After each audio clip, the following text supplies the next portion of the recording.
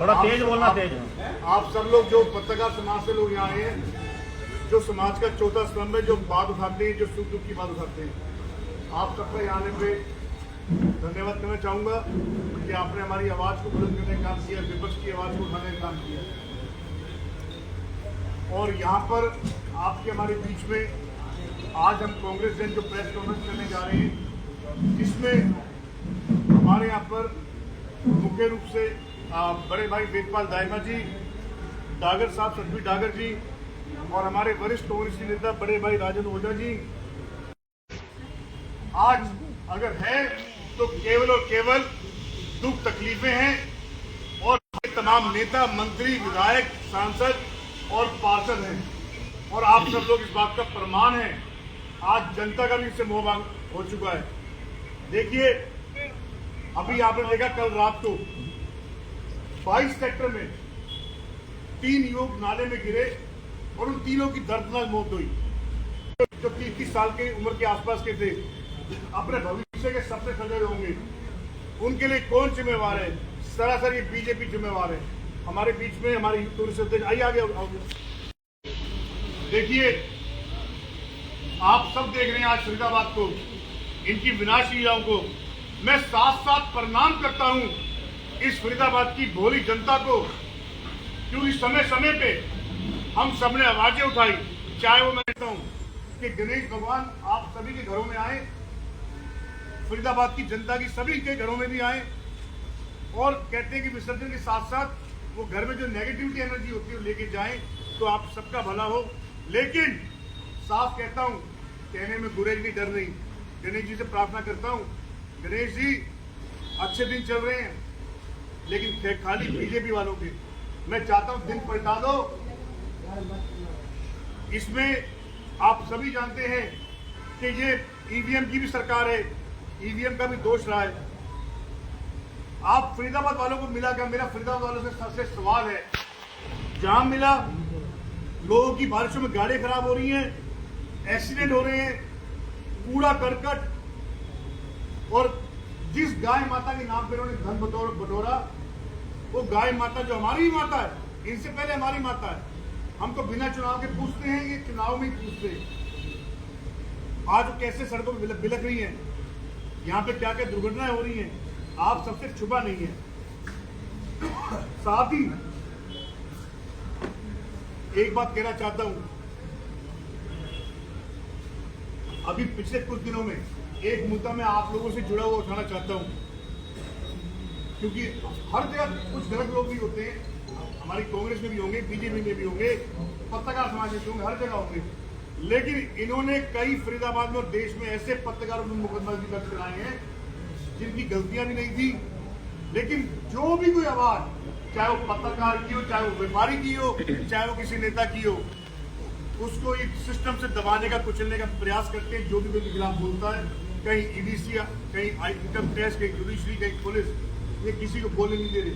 लेकिन अब आप देख रहे होंगे, अब इस समय राहुल गांधी जी का सबसे ज्यादा उनको सर्च किया जा रहा है। नरेंद्र मोदी जी की लोकप्रियता घट गई है।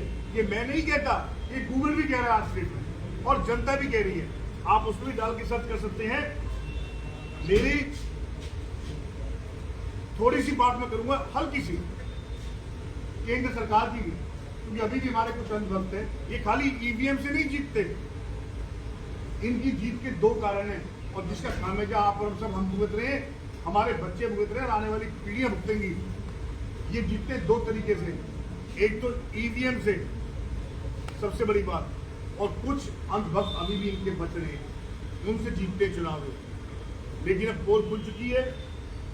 आप देखिए, केंद्र में बीजेपी सरकार है, जब कांग्रेस सरकार गई थी तब डॉलर 60-65 रुपए के आसपास था, आज $90 पार।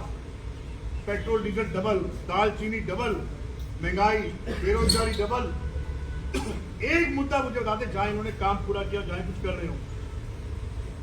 साथ ही हमारे देश की सीमाओं पे जितने हमले इस 7-8 सालों में हुए, उतने पिछले कांग्रेस के 40 सालों में नहीं हुए थे।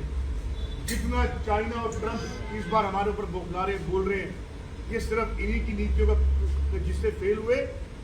हम ये नहीं कह रहे ट्रंप सही है, हम भी कह रहे हैं ट्रंप सही नहीं है। लेकिन ट्रंप को बढ़ावा किसने दिया, चाइना को बढ़ावा किसने दिया? वो नरेंद्र मोदी ने दिया, बीजेपी ने दिया, इनके अडानी अंबानियों ने दिया। नहीं तो मजाल है कोई इतना बोल जाए, 100 बार करे मैंने समझी कराई है। अब नया फैसला कल लागू कर दिया, ऑफिशियली 50% टैक्स लगा दी ट्रंप ने। ऑफिशियली जो स्टूडेंट वीजा था V1 वो कैंसिल कर दिया। अब वो स्टूडेंट का जो पढ़ने जाता है उसको एक पढ़ाई के लिए 3 बार वीजा लेना पड़ेगा, 3 से 4 बार, और अप्लाई करना पड़ेगा। कई लाखों भारतीय परिवार समस्या में आ गए वहां पे। ये केवल और केवल इनकी बीजेपी का फेल्योर है जो आज ये हो रहा है इस देश में। और मेरा आप सभी से भी एक निवेदन है कि देखिए कि आप लोग दबे ना बस, क्योंकि आज विपक्ष हम लोग जो आवाज उठा रहे हैं केवल और केवल उसमें हमें आपका सबका भी योगदान चाहिए। और अब आप देख लेना, आज बच्चा समझ गया। बिहार में जाके देखिए अब क्या हाल हो रहा है, वहां भी कांग्रेस को सरकार बनाने के लोग आते रहे। हम रेस में आ चुके हैं, पहले नहीं थे। और आप देख लीजिए आज कहीं भी चले जाइए, हरियाणा का चुनाव में लूटा है, नहीं तो हरियाणा में सरकार बन गई थी। अभी भी मात्र 0.5% वोट कम रहेगी हरियाणा के में। आज भी 7 MLA ऐसे, कोई 32 वोट से आ रहा है, कोई 500 वोट से आ रहा है, कोई 1000 वोट से आ रहा है। और हमारे को एक मैसेज भी आया गया था जिसमें चुनाव से पहले कह दिया गया था, हमारे प्रभारी के पास एक मैसेज आया था, अध्यक्ष जी के पास एक मैसेज आया था कि हरियाणा में ये 14 सीटें ये टारगेट कर दी हैं और 14 और कर दी हैं, जिनमें फरीदाबाद की सीटें भी शामिल थी।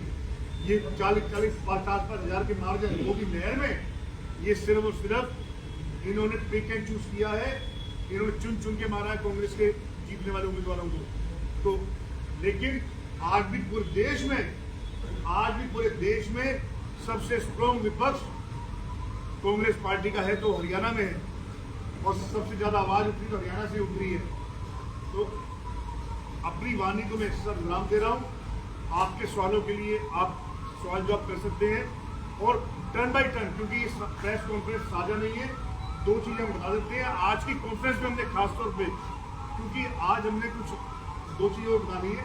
आज हमने इसीलिए अपने चुनाव लड़े हुए उम्मीदवारों को नहीं बुलाया, क्योंकि हमारी पार्टी के जो कुछ उम्मीदवार हैं, कुछ लोग पटना में गए हुए हैं, आज भी गए हैं। जैसे अपने नीरज शर्मा जी गए, आज काफी लोग फरीदाबाद से गए हैं। और विधानसभा का सेशन भी चल रहा था, आज सवेरे लोग वापस आए।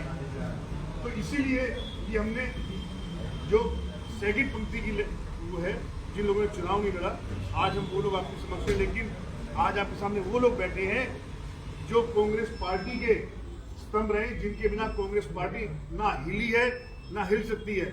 ओझा जी के परिवार से आप लोग भली बात नहीं परिचित है। हमारे आदरणीय BR ओझा जी ने जब तक रहे कांग्रेस पार्टी पूरी ऊर्जावान रही, जब तक रहे कांग्रेस पार्टी की सरकार भी उन्होंने कई बार बनाई और उन्होंने लड़ाई भी लड़ी।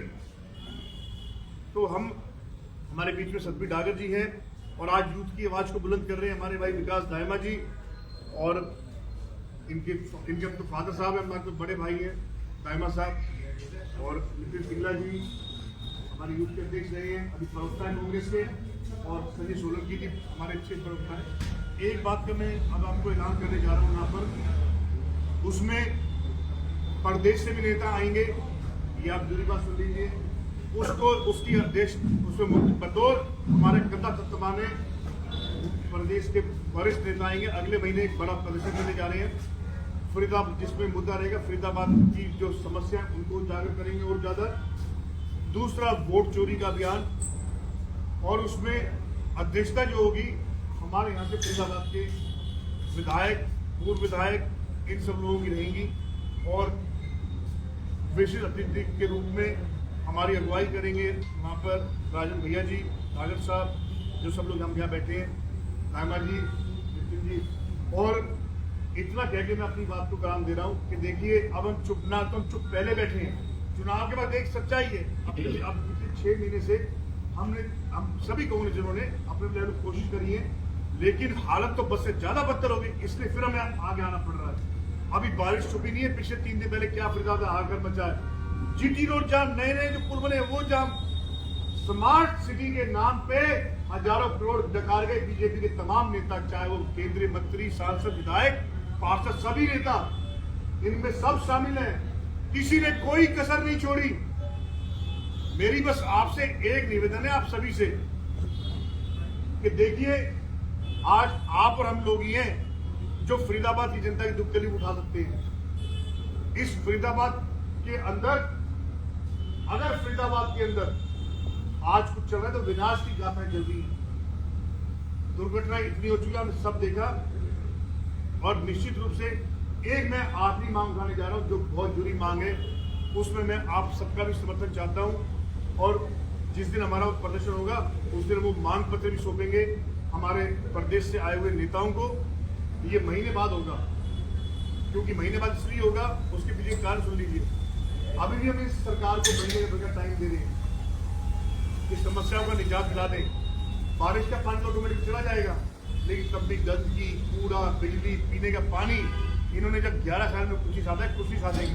तो इनको महीने भर का हम अल्टीमेटम दे रहे हैं। और जिस दिन हम ये प्रदर्शन करेंगे वो अब तक का विशाल प्रदर्शन होगा, सभी नेता अगर होंगे उसमें दूसरी एक मांग हमारी और रहेगी जो मैंने पहले भी उठाई थी और आज भी उठा रहा हूं कि फरीदाबाद में जो पंजाबी समाज का जो अनदेखापन हो रहा है वो सभी पार्टी कर रही है। और मैं ये भी कहूंगा, चाहे पार्टी की बात भी करूंगा तो मेरा एक मुद्दा और भी है, क्योंकि हमारे पास पंजाबी समाज के लोग काफी आते हैं और पंजाबी समाज को पार्टी ने हालांकि अब जैसे अभी फिलहाल गुड़गांव में भी मौका दिया है और भी जिलों में मौका दिया है, लेकिन अगर हम बात करें लोकसभा चुनाव की, अगर हम बात करें विधानसभा चुनाव की, अगर हम बात करें मेयर के चुनाव की, तो मेरा ये मानना है कि किसी भी एक जगह फरीदाबाद में भी पंजाबी समाज को भी थोड़ी कमी रहेगी। उसके लिए मैं आखिर दिन पंजाबी समाज में सर्व समाज से भी प्रतिबद्ध हूँ, लेकिन पंजाबी समाज से भी मैं एक वादा करता हूँ कि उनकी आवाज को और ज्यादा मुखर होकर उठाऊंगा। अभी बीते दिनों भी हमने हमारे कुछ पंजाबी समाज के नेतागण हमने नेट पर बैठे थे, मैंने उनसे बात करी। तो आपके पंजाबी समाज से कुछ नेताओं को मुखर रूप से आगे आना पड़ेगा। खाली मेरे कहने से, वेदपाल जी कहने से, नितिन जी कहने से, राजन जी कहने से बात नहीं बननी। उसमें हमें पंजाबी समाज से भी समर्थन चाहिए कि पंजाबी समाज भी मुखर होके किसी और की अगुवाई ना करके सबसे पहले अपने समाज की अगुवाई करें। क्योंकि अगर आपने देखो, चुनाव लड़ने से कोई नेता नहीं बनता, नेता तभी बनोगे, कोई जीतता भी, कोई हारता भी है। नेता वही कहलाता है जो सर्व समाज की और अपने समाज के सुख दुख को उठाता है। तो एक पंजाबी समाज के भी नेताओं में एक अलग जगाना जरूरी बाकी है कि वो अपने आप को भी आगे लाने की कोशिश करें। क्योंकि बीजेपी और कांग्रेस में और हमारी पार्टी में खैर कम है जरूर, मैं साफ कहूंगा, लेकिन बीजेपी में तो ऐसे ऐसे घाघ बैठे हैं जो किसी को आगे नहीं आने देंगे बिना अपनी कोठी में आज नहीं मारे। सुमित जी, आप ये स्टॉप और वोट चोरी का ये आप लेके बैठे हैं। आप हमेशा मतलब कि कांग्रेस मुद्दा उठाती हुई नजर आती है कि ईवीएम से सरकार बनी है बीजेपी की, मगर कई जगह तो आप लोगों की भी सरकार बनी है, वायनाड में हो गया, सब जगह हो गया, आपकी सरकार भी बनी है, तो वहाँ पे क्यों नहीं ईवीएम का खेला खेला गया? वहाँ पे क्यों नहीं ईवीएम का खेला खेला गया? कई जगह तो आपकी भी सरकार बनी है। नहीं, ऐसा नहीं, देखिए उसमें ये होता है, सरकार जो खेला खेला जाता है ना, वो एक टेंटेटिव आइडिया से किया जाता है। और आपको अच्छी तरह पता है ईवीएम से कैसा तंत्र है जिसको दूर बैठे रिमोट से भी छेड़ सकते हैं। आइए राजकुमार शर्मा जी, आइए हमारे गाँव क्षेत्र से राजकुमार शर्मा जी भी बड़ा अच्छा इन्होंने बात किया था। आइए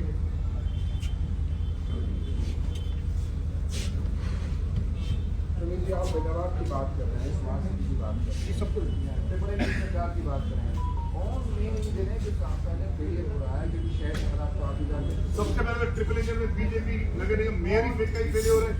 अगर बीजेपी नगर निगम मेयर और केंद्रीय मंत्री सांसद किशोर गुर्जर, बीजेपी के मंत्री विपुल गोयल, बीजेपी के मंत्री राजेश नागर, विधायक गणेश अतलखा, विधायक सतीश वागना और मतलब सारे शामिल है, उनके इनके सभी पार्षदगण एक शामिल है, सिर्फ इनका मोटिव धन कमाना, ये और कुछ नहीं कर रहे।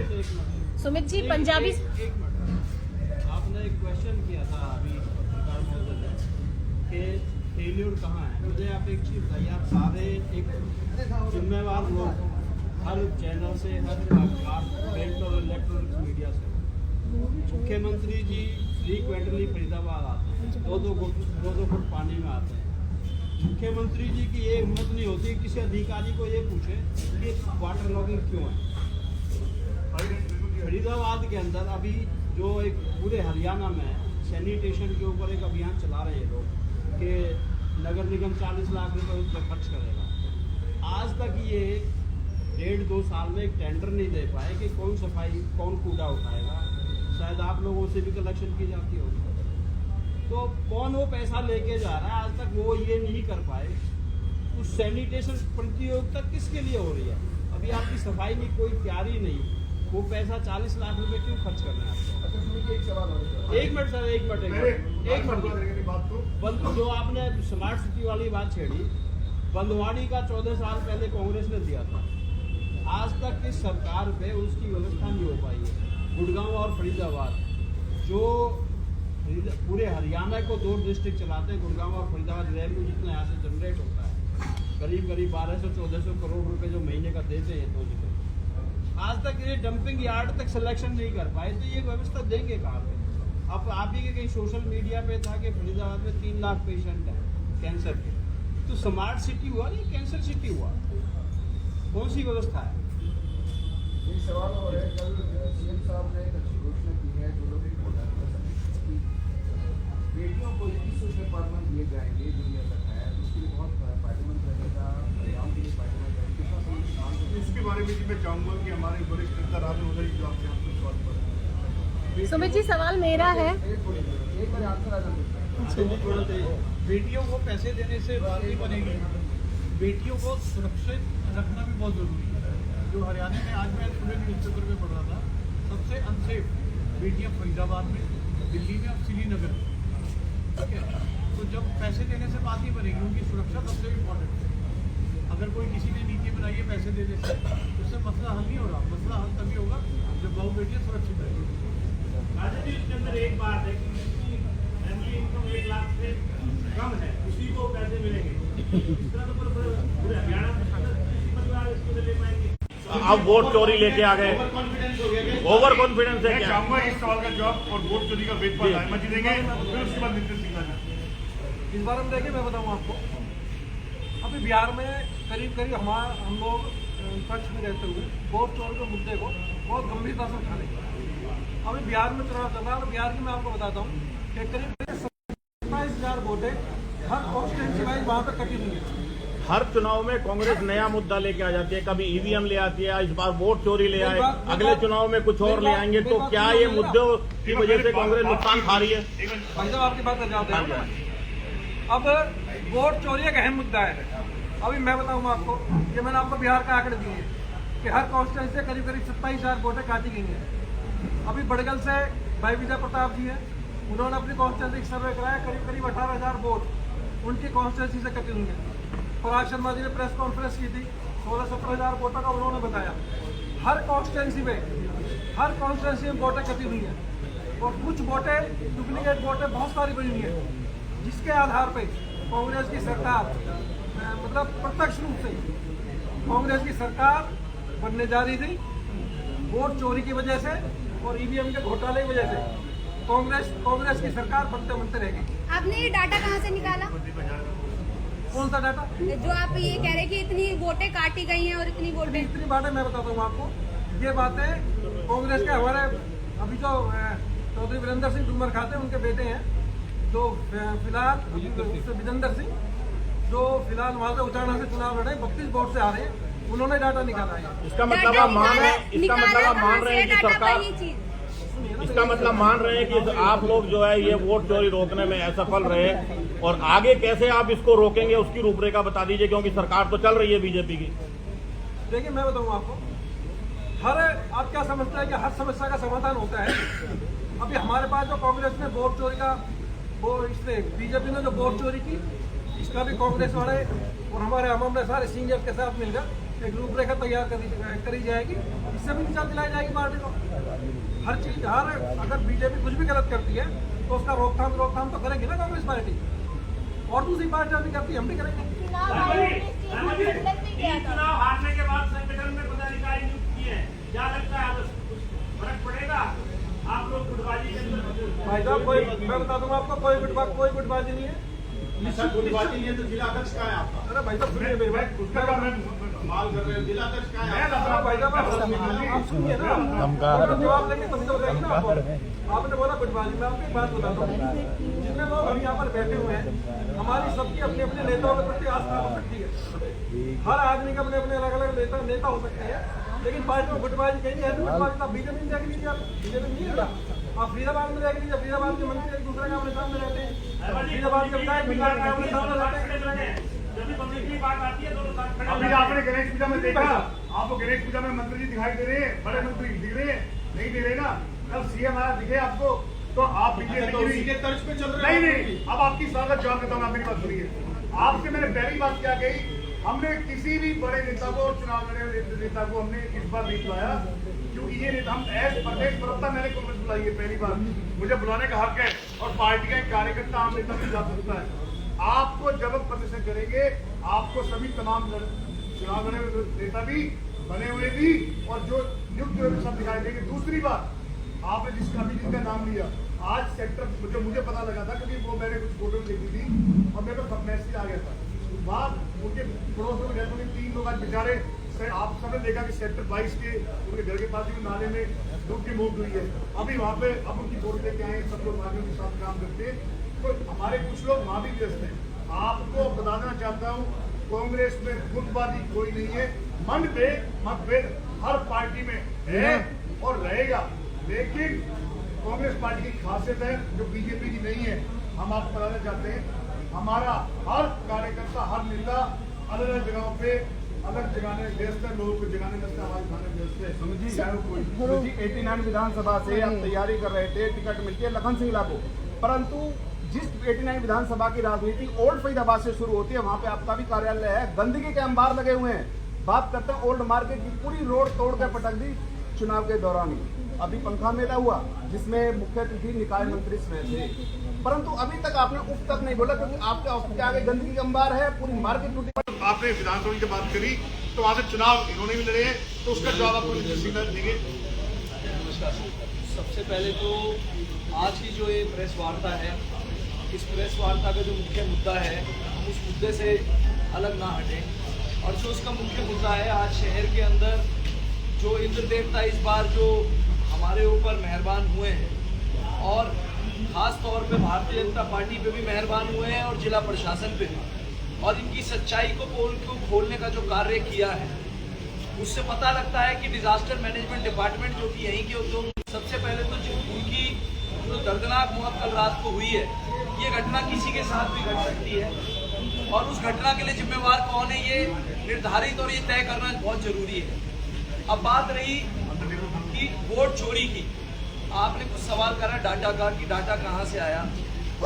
मैं आपको बता दूं, सबसे पहली बात तो कर्नाटक में सरकार कांग्रेस की है, और कर्नाटक का हिस्सा ही बेंगलोर है, और हमारी पार्टी ने किसी और अन्य राज्य पर नहीं, अपने ही राज्य पर उंगली उठाकर, जहां हमारी सरकार है, हमारी पार्टी के नेता राहुल जी ने एक विधानसभा का सर्वे करवाया, और डाटा बड़ा सिंपल है, आप सभी पत्रकार साथियों को भी समय आने पे दे दिया जाएगा, इलेक्शन कमीशन दे या ना दे, लेकिन कांग्रेस पार्टी उस डाटा को अवेलेबल करा चुकी है। आज जो लड़ाई लड़ी जा रही है राहुल जी के द्वारा, वो सिर्फ और सिर्फ डाटा लेने की ही लड़ाई लड़ी जा रही है। राहुल जी की मांग ये है कि जितना भी डाटा हमारा विद फोटो के है, वो डाटा ऑनलाइन क्यों नहीं अपलोड किया जा रहा, हमें विद फोटो के डाटा क्यों नहीं दिया जा रहा। जो data online EVM election commission की वेबसाइट पे अपलोडेड है, वो विदाउट फोटो के डाटा है, पहली बात। दूसरी बात, जब हम चुनाव लड़ते हैं, फरीदाबाद विधानसभा क्षेत्र का उदाहरण ले लेते हैं, 249 बूथ है, 249 बूथ का डाटा इलेक्शन कमीशन ने हमें दिया, हमारे जो रिटर्निंग ऑफिसर है वो डीसी फरीदाबाद, उस डाटा को हम लोगों ने सर्वे करवाया, हर विधानसभा का सर्वे चल रहा है, क्योंकि इलेक्शन कमीशन बदमाशी ये कर रहा है कि उस डाटा को हमें इलेक्ट्रॉनिक मोड में नहीं दे रहा।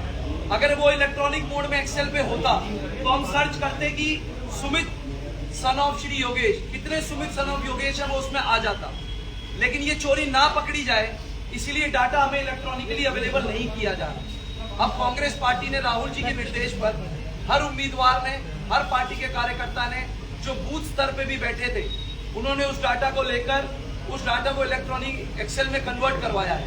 और उसमें ये निकल के आ रहा है कि किस विधानसभा में एक मकान के अंदर कैसे एक घर में 100 वोट बनाई हुई है, कैसे एक ही नाम की 25-25 वोट बनाई हुई है, कैसे लोग जो मृत हो चुके हैं, मृत घोषित है, इलेक्शन कमीशन के डेटा में हाल ही के तीनों इलेक्शंस में उनकी वोट पोल की जा चुकी है। आखिर मृत व्यक्ति की वोट कैसे पोल हो सकती है, ये डाटा है। तीसरी बात थी जो सुमित जी ने करी, वेदपाल बाबू जी ने करी, सतबीर बाबू जी ने करी, वो ये राजन चाचा जी ने करी कि वोट चोरी को लेकर। देखिए, ये खाली कांग्रेस पार्टी की बात नहीं है, ये खाली केरला की और हिमाचल प्रदेश या गुजरात या हरियाणा की बात नहीं है, ये बात है आपके हमारे लोक अधिकार की। अगर ये फॉर्मूला बीजेपी आज चला रही है तो ये अन्य पार्टियों को भी सिखाने का काम कर रही है। ये रीत कभी नहीं चली आज तक, कभी इस तरीके की प्रथा नहीं चली। हम सिही गांव के अंदर एक बूथ पे खड़े थे वोटिंग वाले दिन, एक महिला आती है 62 साल की और वो कहती है बेटा मेरी वोट पोल कोई और करके जा चुका है। आखिरकार कैसे? और अंदर बैठे हुए शर्मनाक प्रिजाइडिंग ऑफिसर ये कहते हैं कि कोई बात नहीं भाई साहब, गलती से पोल हो गई होगी, टेंडर वोट और गिरवा लेते हैं। आप ऐसे कैसे कर सकते हैं? एक वोट को 2 बार कैसे पोल करा सकते हैं? तो ये बहुत बड़ी धांधली है। और मैं आपको बता दूं, जैसा विजय भाई साहब ने बताया, पराग जी ने बताया, आप लोगों को फिर डाटा बहुत जल्द राहुल जी हमारे नेता हैं, उनकी छतरी के नीचे पूरे देश के, प्रदेश के, जिले के, बूथ स्तर के नेता काम करते हैं। हम सभी उनके कार्यकर्ता हैं। बहुत जल्दी कल वो घोषणा कर चुके हैं कि वो हरियाणा के ऊपर बहुत बड़ी आपके बीच में विस्फोटक, जैसे कर्नाटक की बात हुई, ऐसे हरियाणा का एक विस्फोटक डाटा आप लोगों के बीच में आएगा। उसके ऊपर बहुत तेजी से वर्किंग चल रही है। हमारे जितने भी प्रदेश के बड़े लीडर हैं वो विधानसभा स्तर पे सभी कार्यकर्ताओं को बुला के चुनाव लड़े हुए उम्मीदवारों को सारा डाटा कलेक्ट कर रहे हैं और उस पर एक्सरसाइज ऑलरेडी हो चुकी है। बहुत जल्द बिहार की यात्रा खत्म होते ही राहुल जी हरियाणा के ऊपर एक बड़ी पीसी करने जा रहे हैं और इस डाटा का विस्फोटक एक फैसला आपके सामने आएगा कि हरियाणा में कांग्रेस 22,000 वोटों से नहीं हारी। जैसा सुमित जी ने कहा 0.5% वोट, 22,000 तो वो वोट है जो आप लोगों को और हम लोगों को दिख रही है। लेकिन सच्चाई आपके सामने निकल के 90 विधानसभा की उस दिन आएगी जिस दिन राहुल जी प्रेस कॉन्फ्रेंस करके बताएंगे कि हरियाणा में सही मायने में वोट चोरी कितनी हुई है। और वोट चोरी का मुद्दा आप और हमसे जुड़ा है, ये फॉर्मूला कल को कोई और पार्टी भी अपना सकती है। तो हमारे अधिकार की बात है, हमें इससे बचना चाहिए। और मैं स्वागत करता हूँ सुमित जी की इस प्रेस कॉन्फ्रेंस का। हमारे मीडिया के बड़े साथी यहाँ बैठे हैं, बहुत सीनियर पत्रकार यहाँ बैठे हैं, उनका भी स्वागत करता हूँ। वरिष्ठ कांग्रेस के लीडर भी बैठे हैं और ऐसी रूपरेखा कांग्रेस जन जब भी करेंगे, कोई छोटा कार्यकर्ता भी करेगा, हम उस प्रेस कॉन्फ्रेंस में भी और उस विरोध प्रदर्शन में बढ़ चढ़कर साथ आपके सामने देंगे। सुमित जी, एक सवाल है मेरा, नहीं एक सवाल है, वोट चोरी के ऊपर, क्योंकि अभी हाल ही में नहीं एक सवाल मेरा जो आप ही की बात को लेकर है, एक सवाल मेरा जो आप ही की बात को लेकर है। पंजाबी वर्ग को साधने की बात यहाँ पर की जा रही है, इतने तमाम यहाँ पर लोग बैठे हैं लेकिन एक भी पंजाबी वर्ग से व्यक्ति नहीं आया। ऊपर से जब विधानसभा के चुनाव थे, पंजाबी वर्ग अलग से अपने लिए एक प्रेस कॉन्फ्रेंस कर रहा था। क्या अब चेता है कांग्रेस इसको लेकर? जिस कॉन्फ्रेंस की बात आप कर रहे हैं, आजाद जी ने और वासुदेव रौनक जी ने भी करी थी जी, उससे मैं भी शामिल हुआ था। आज एक भी पंजाबी वर्ग से यहाँ पर व्यक्ति मौजूद नहीं है। इससे बड़ा कौन है? सबसे बड़ा चेहरा कौन है हमारे जिले में? आप बताइए। कांग्रेस से पुराना चेहरा प्रिया रोजा जी से पुराना चेहरा शायद इस जिले की कांग्रेस के अगर कोई ब्रह्मास्त्र है तो वो आदरणीय स्वर्गीय श्री प्रिया रोजा जी है। उनकी सिखाई हुई नींव पे समाज का चलता है। अगर आप बॉन कांग्रेसी की बात करेंगे और जिसका समाज में मैसेज है तो वो आज भी सबसे वरिष्ठ राजन ओझा जी पंजाबी समाज से आपके सामने बैठे। अब मैं आग्रह करूंगा अपने भाई विकास साहिबा से, जो अध्यक्ष है जो यूथ के जिला के, कि वो वोट चोरी का उन्होंने भी बोले। आप बताएं। आप सभी को नमस्कार। वोट चोरी को लेकर जैसे कि मैं आपको बताऊं, हमारी हरियाणा यूथ कांग्रेस ने भी एक स्टॉप वोट चोरी का कैंपेन चलाया हुआ है, जिसको लेके ये स्पीकर कैंपेन चलाया हुआ है। और इसको हम, जैसे मैं फरीदाबाद का जिला अध्यक्ष हूँ, तो मैं पूरे फरीदाबाद में इसको आवाज़ को जोर से उठा रहा हूँ। और आप बात करें वोट चोरी की, ये वोट चोरी नहीं है, ये एक जनादेश की चोरी है। ये चोरी से बनी हुई सरकार है। आप किसी की भी रिपोर्ट निकालिए, हर आदमी, हर CDI, हर आदमी ये कह रहा था कि कांग्रेस की सरकार आ रही है। अगर सरकार नहीं आई तो सिर्फ वोट चोरी के कारण नहीं आई। और कल हमारे नेता आदरणीय चौधरी दीपेंद्र हुड्डा जी ने जैसा बताया कि पिछले 10 महीने में 10 लाख BPL कार्ड काट दिए गए। तो ये 10 लाख BPL कार्ड बनाए किस लिए गए थे? ये वोट के लिए तो बनाए गए थे। इलेक्शन खत्म होते ही 10 महीने के अंदर 10 लाख वोट BPL कार्ड उड़ा दिए गए। तो ये भी तो एक तरीके की वोट चोरी है। वोटों के लिए बनाए गए, इलेक्शन खत्म हुआ, 6 महीने में 8 महीने में 10 लाख वोटर कार्ड उड़ा दिए गए। तो इन सब बातों को लेके हमारे नेता चौधरी दीपेंद्र हुड्डा जी, राहुल गांधी जी पूरे हरियाणा में पूरे फैक्ट्स के साथ इस बात का खुलासा करेंगे और सवाल को उठाएंगे। अब मैं आग्रह करूंगा हमारे बीच में विनोद चौहान जी हमारे महिला कांग्रेस से बड़ी बड़ी स्टेटमेंट वो भी आई है, हमारे राजपुर में चुनाव क्षेत्र से है सोलंकी जी, आप कोई साथी इनसे भी कुछ सवाल करना चाहे पहले एक बार हम ये वोट चोरी का नाम प्रश्न उठा रहे हैं।